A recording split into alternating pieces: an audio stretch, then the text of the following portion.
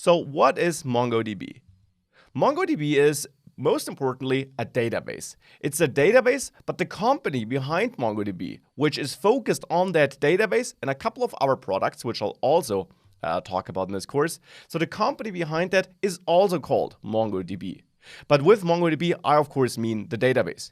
Now, the name is stemming from the word humongous, because this database is built to store lots and lots of data, and not just from a data size perspective, but also in the sense of you can store lots of data and you can then work with it efficiently, which of course also is super important. So this is MongoDB. It's a database solution. Now, of course, we already got database solutions. We got MySQL, we got Postgres, we got thousands of database solutions already. So how is MongoDB different? Well, MongoDB, of course, also is most importantly a database server that allows you to then run different databases on it. So we might have a shop database running on our MongoDB server, because the MongoDB environment basically gives you a server which you start, on which you can then create multiple databases using MongoDB. So we have a shop database. In the MySQL world, we also have databases, and in such a database, we would have tables. In MongoDB, we have so-called collections. So in our shop, we might have a users and an orders collection. We probably would also have a products collection, but this is just an example, of course. So we have these collections inside our database, and you can have multiple databases and multiple collections per database. Now, inside of a collection, you have so-called documents, which look like this. Now, these documents, if you are having a JavaScript background, might look familiar to you. They look like JavaScript objects. And indeed, this is basically how you store data in MongoDB. You use this document format, this object format, as you know it from JavaScript. And you might even notice here that inside a collection, you are schemaless. This second document does not look like the first one. The H is missing. And this is a flexibility MongoDB gives you. It is really all about flexibility.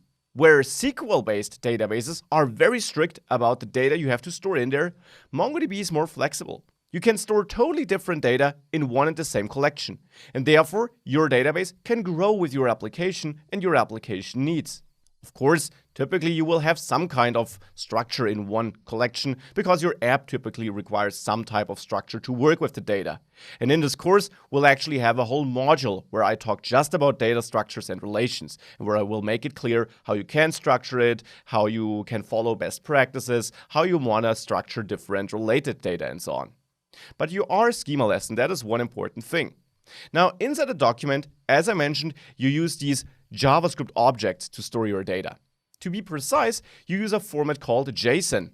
And this is how a document would look like. In JSON, a single document is surrounded by these curly braces, and you will see that once we start working with it.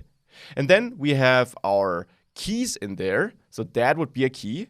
And a key consists of a name of that key here, which has to be surrounded in double quotation marks. So name, age, address, and hobbies would be key names here, or also keys. I will also refer to them as just keys. Then we have a colon, and then we have the value of that key. So here we have max, which would be some text, a string, and therefore also has to be enclosed in double quotation marks. But you can also store numbers without double quotation marks then. You could store booleans, true or false. And you can even store nested data, as you can see. The address key, or field, as you could also call it, has an embedded document. So this again has curly braces in there, and then another key value pair. And this is another cool feature of MongoDB and its documents. You can store nested data in there. And why is that helpful? Well, this allows you to create complex relations between data and store them in one and the same document, which makes working with it and fetching it super efficient. Where in SQL, you have to write complex joins to find data in table A and data in table B, here you can fetch it all in one document and you're good to go. So this is highly efficient and allows you to store data in a logical way. Hobbies shows you another example of data you can store in a document. Here we have a list of embedded documents, and you could also have a list of strings or numbers. So storing lists is also possible. And this all together is then one document inside a collection. Now in the title it also says BSON instead of JSON.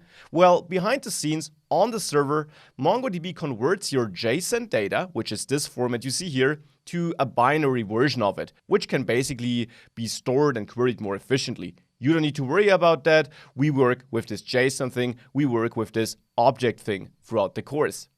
So this is the data we store. This is a document. And the whole theme of this video and of MongoDB really is the flexibility and the optimization for usability. And that is really what sets MongoDB apart from other database solutions and which makes it so awesome and so efficient from a performance perspective too. Because you can query data in the format you need it instead of running complex restructurings on the server.